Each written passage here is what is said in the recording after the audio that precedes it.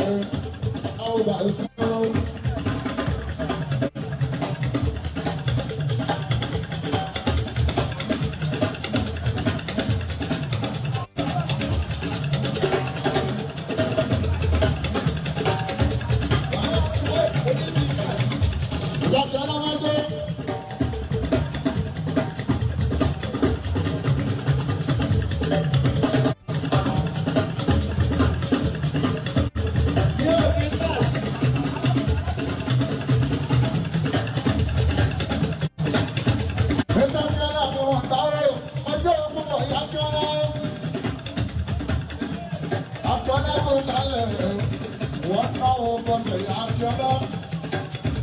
Àwọn bàbá Mọ́sẹ̀lẹ̀. Àwọn ní bàbá Mọ́sẹ̀lẹ̀ Akíọ́lá. Akíọ́lá mi bọ̀ ṣe wà lẹ́sẹ̀ ọ̀. Ṣẹ̀yìn pé lórí ọjọ́ èsì. Ìbàdàn ti yàtọ̀. Gbogbo nǹkan ti sún kọ́rọ́sì. Akíọ́lá Mọ́sẹ̀lẹ̀ wọ́n Mọ́sẹ̀lẹ̀ lọ́gẹ́dẹ́.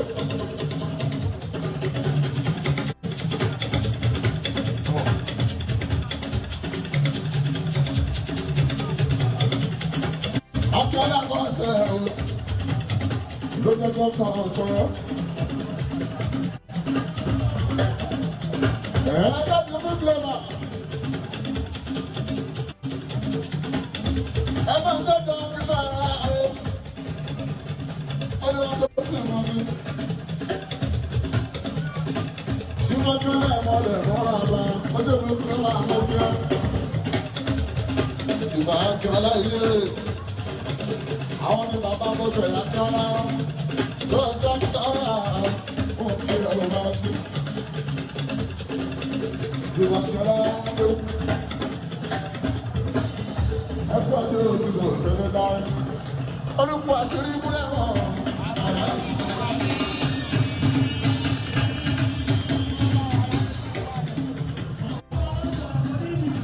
Wọ́n mọ̀ bí ọdún yóò ṣe ẹ̀kẹ́kọ̀ọ́.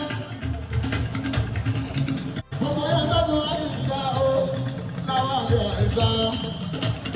Àìsà láwọn àmà ìsìta oṣù. Ẹ̀dá ti bò ó ṣeré mi. Ẹ máa tọ́jú wò mí o. Ìyá wọn ní wù mí. Ẹ̀dá tó ti wù mí o. Àti wù mí kó kálẹ̀ wù mí. Mo ṣe àti wù mí lọ́wọ́. Gbogbo yẹn tọ́jú kò lójú o. Àwọn ọjọ́ rẹ̀ lórí báàbò ìyájá ló kára tó ìmọ̀ràn. Ẹ bá tọ́jú tó máa ń dọ́kọ̀. Ìyá wa lọ sọ ní ìgbà wo ló kára ìmọ̀ràn. Àmọ́ tó ń fún àdébí kan ló fún àdébí kù. Ló tún bẹ́ẹ̀ máa lọ sókè. Ìyá wa ìyá rẹ̀ kò sáré dára.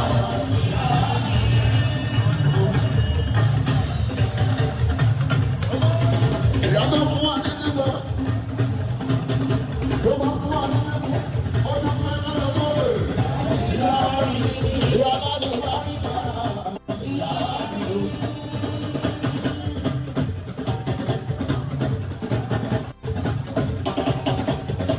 Àti kí gbogbo yín tó bá sùn.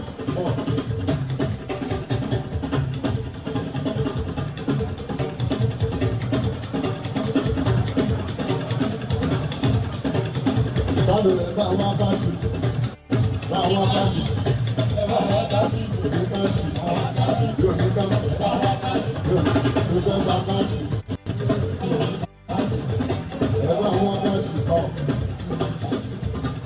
Ọjọ́ náà ló bá wọn bá sí. Àwọn èrò owó kí wọ́n ní sáàkì lọ. Yóò bá sí.